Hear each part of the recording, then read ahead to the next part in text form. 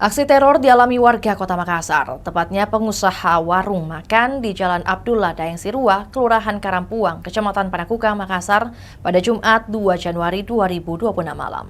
Karyawan rumah makan berlantai 2 itu dibuat heboh oleh paket bingkisan kardus bekas mie instan yang di dalamnya berisi bangkai kepala kambing.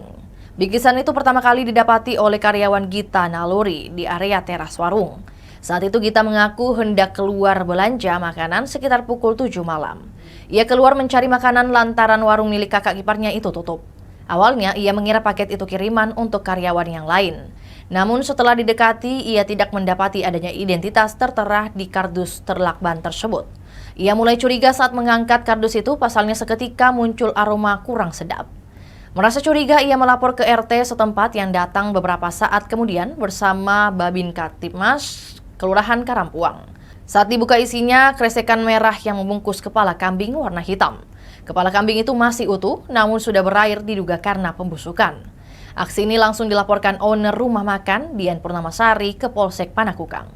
Penuturannya, sejak warung makannya diresmikan 2 bulan lalu, dirinya tak merasa ada musuh. Dian pun menyerahkan sepenuhnya kasus itu ke polisi agar dapat diungkap pelakunya. Terpisah, Kanit Reskrim Polsek Panakukang, Ibtu Nasrullah, yang ditemui di Jalan Boulevard, mengaku sementara menyelidiki kasus tersebut. Itulah tadi berita hot news kita pada hari ini. Saksikan berita hot news lainnya hanya di kanal YouTube dan Facebook Tribun Timur. Download Tribun X sekarang, menghadirkan lokal menjadi Indonesia.